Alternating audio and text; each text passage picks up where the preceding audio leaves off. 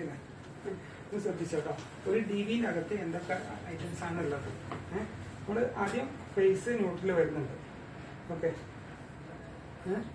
Face neutral വരുന്നുണ്ട്. Okay അല്ലേ? ഇത് ഫസ്റ്റ് അവിടെ പോകുന്നത് ശരിക്ക് വയറിങ്ങിൽ വരേണ്ടത് എന്തൊക്കെ പാർട്സ് ആണെന്നുള്ളതാണ് പറയുന്നത് കേട്ടോ. ഫസ്റ്റ് കാണുന്നത് ആ റെഡ് കളറിൽ കാണുന്നില്ലെങ്കിൽ പിടിച്ചിരിക്കണം. ഇത് കാണുന്നില്ലെങ്കിൽ കേട്ടോ. ഫസ്റ്റ് ശരിക്കും ഇതിലേക്കാണ് വയറിങ് വരുന്നത്. ഓക്കെ, ഇത് ബ്രേക്കറാണ്, ഇത് ELCB ആണ്, പിന്നെ ഇത് ഐസൊലേറ്റർ ELCB ബ്രേക്കർ. ഓക്കെ, അപ്പോൾ ഫസ്റ്റ് വരുന്നത് ശരിക്ക് എന്തിലേക്കാണെന്ന് വെച്ചാൽ ഐസൊലേറ്ററിലേക്കാണ് കേട്ടോ. ഓക്കെ, അത് എന്താണെന്ന് വെച്ച് കഴിഞ്ഞാൽ ഒറ്റ സ്വിച്ചാണ്. ഇതിപ്പോൾ ഓക്കെ അല്ലേ? കാണുന്നില്ലേ?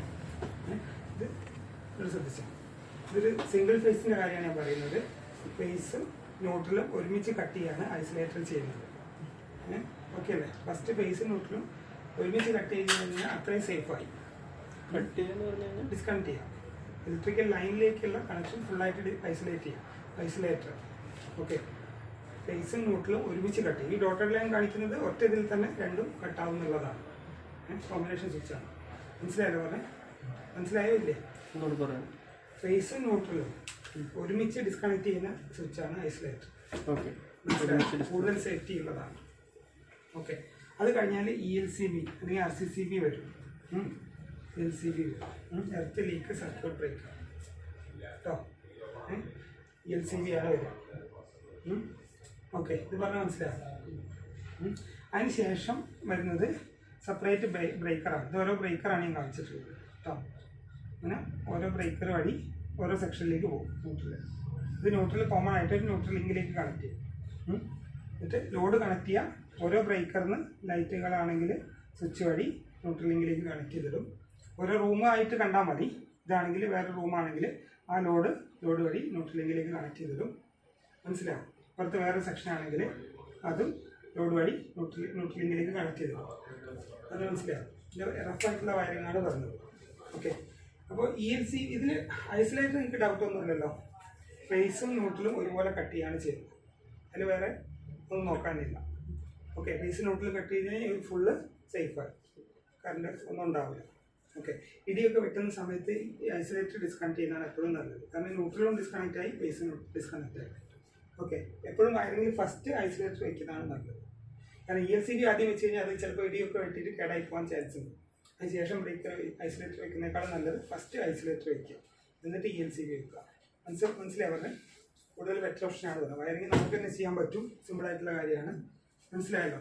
ഈ കാര്യം മനസ്സിലായല്ലോ? റഫായിട്ടുള്ള വയറിങ്. ഓക്കെ, ഇനി ഇതിൻ്റെ കാര്യത്തിലൊന്നും അറിയാനില്ല. ഫേസും ന്യൂട്രലും ഡിസ്കണക്ട് ചെയ്യുന്ന സ്വിച്ചാണ് ഐസൊലേറ്റർ. ELCB ആണ് മനസ്സിലാക്കേണ്ടത്. ഇത് കൃത്യമായിട്ട് മനസ്സിലാക്കണം കേട്ടോ. കാരണം മനസ്സിലാക്കാം, ELCBൻ്റെ വർക്കിംഗ് ആണ് ഞാൻ പറയുന്നത്. ഓക്കെ, അതിൻ്റെ അകത്തുള്ളത് ഒരു ടൊറോയിഡാണ്. ടൊറോയിഡ് അവിടെ ഇല്ലേ അജി? ഓക്കെ, ടൊറോയിഡ് വലു സൈഡിൽ പെട്ടെന്ന് നിർത്തുന്ന അതാണ് അങ്ങാറ്റം. ഈ റൗണ്ട് ഷേപ്പിലുള്ള കോർണയാണ് ടൊറോയിഡ് എന്ന് പറയുന്നത്. പല സൈസിലുള്ളതുണ്ടാവും.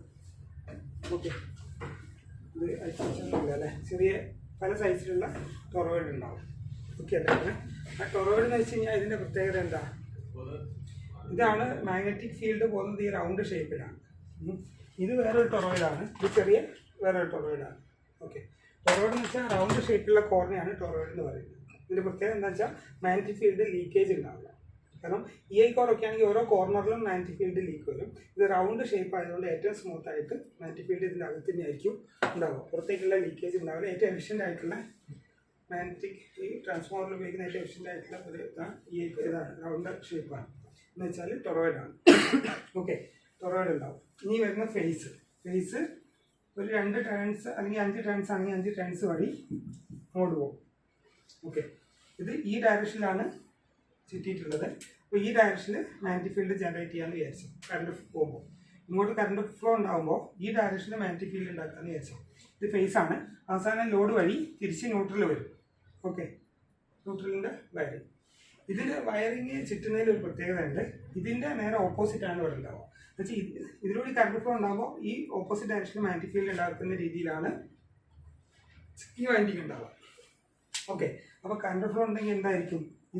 ഈ ഫേസിലെ വൈൻഡിങ് ഉണ്ടാക്കുന്ന മാഗ്നറ്റിക് ഫീൽഡിന് ഓപ്പോസിറ്റ് ആയിരിക്കും ന്യൂട്രലിലെ വൈൻഡിങ് ഉണ്ടാക്കുക. എന്ന് വെച്ചാൽ നെറ്റ് റിസൾട്ട് 0 ആയിരിക്കും. രണ്ട് ഈക്വൽ ടേൺസ് ആയിരിക്കും. ഓക്കെ, ഈക്വൽ ടേൺസ് വഴി ഈക്വൽ പവർ അതിൽ ഇൻഡ്യൂസ് ചെയ്യുമ്പോൾ രണ്ടും ഓപ്പോസിറ്റ് ഡയറക്ഷനിൽ വൈൻഡിങ് ഉള്ളത് കൊണ്ട് തമ്മിൽ ക്യാൻസൽ ആവും.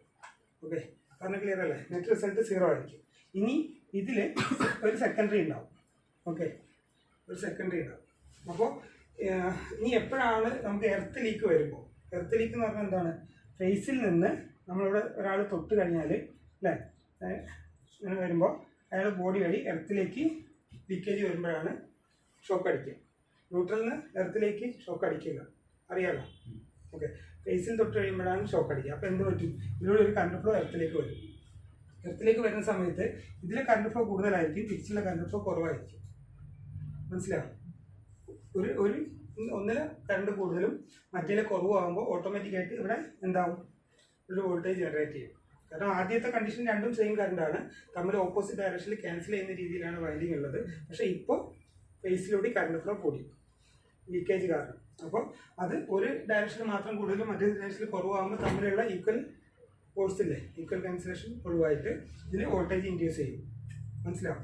അത് ഒരു സോളിനോഡിനെ ആക്ടിവേറ്റ് ചെയ്തിട്ട് ഇതൊരു സോളിനോഡിലേക്ക് കൊടുത്തിട്ട് ഇവിടെ ഒരു സ്വിച്ചിനെ ഡിസ്കണക്ട് ചെയ്യാണ് ചെയ്യാം. Okay, relay. മനസ്സിലാവും? ഇലക്ട്രോമാഗ്നറ്റിക് സ്വിച്ച് റിലേ ആക്ടിവേറ്റ് ചെയ്തിട്ടാണ് ഈ സർക്യൂട്ടിനെ ഡിസ്കണക്ട് ചെയ്യും. എപ്പോഴെങ്കിലും എർത്തിലേക്ക് വരികയാണെങ്കിൽ എന്ത് പറ്റും? ഇതിൽ പവർ ഇൻഡ്യൂസ് ചെയ്തിട്ട് അത് ഈ സ്വിച്ചിനെ ഡിസ്കണക്ട് ചെയ്യും. പെർമനൻ്റ് ആയിട്ട് ഡിസ്കണക്ട് ചെയ്തു, ഒന്ന് തട്ടി ഡിസ്കണക്ട് ചെയ്തു. ഇതാണ് അതിൻ്റെ മെത്തേഡ്. മനസ്സിലായി? ഡിസ്കണക്ട് ആയാൽ പിന്നെ ഒരിക്കലും ഇങ്ങോട്ട് വരില്ല. അങ്ങനെയാണ് ELCB വർക്ക് ചെയ്യുന്നത്. അപ്പോൾ ഇതിൻ്റെ വർക്കിംഗ് കൃത്യമായിട്ട് പഠിച്ചാൽ മാത്രമേ വയറിങ്ങിലുള്ള മിസ്റ്റേക്ക് കണ്ടുപിടിക്കാൻ പറ്റുള്ളൂ. ഒരു വീട്ടിലൊക്കെ ചെന്ന് കഴിഞ്ഞാൽ നിങ്ങൾ വയറിങ് അറിഞ്ഞുകൂടാണ്ട് ചെയ്ത് കഴിഞ്ഞാൽ ELCB ട്രിപ്പ് ആയിക്കൊണ്ടിരിക്കും. ശ്രദ്ധിക്കേണ്ടത്, ഇപ്പോൾ ഒരു ലോഡ് ഇവിടുന്ന് എടുത്ത് ന്യൂട്രൽ ഇവിടുന്ന് എടുത്തു കഴിഞ്ഞാൽ തീർച്ചയായിട്ടും ട്രിപ്പ് ആകും. കാരണം എന്താണ്?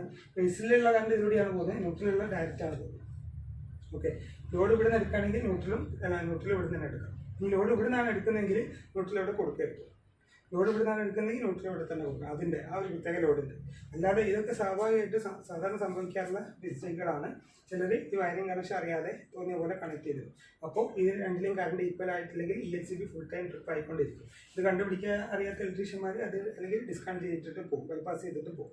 ഇതിൻ്റെ വർക്കിംഗ് മനസ്സിലായിട്ടുണ്ടോ? ELCBൻ്റെ വർക്കിംഗ് മനസ്സിലായിട്ടുണ്ടോ? ഇതാണ് അതിൻ്റെ വർക്കിംഗ്. ഇത് നമ്മൾ കൃത്യമായിട്ട് മനസ്സിലാക്കും കേട്ടോ.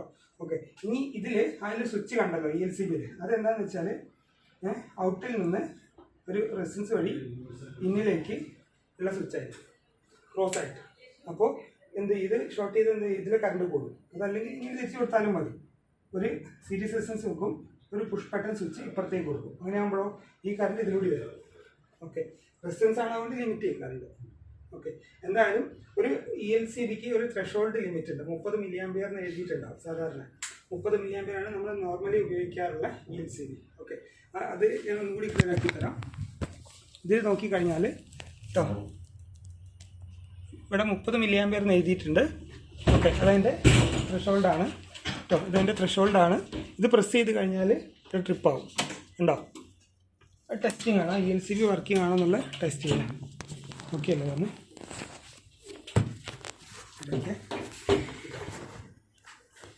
സ്റ്റോപ്പ് ആയില്ലല്ലോ അല്ലേ? സ്റ്റോപ്പ് ആയില്ലല്ലോ. ഓക്കെ, ELCBൻ്റെ സ്പെസിഫിക്കേഷൻ എന്താണ്? മെയിനായിട്ട് അതിൻ്റെ മില്ലിയാംപിയർ ആണ്.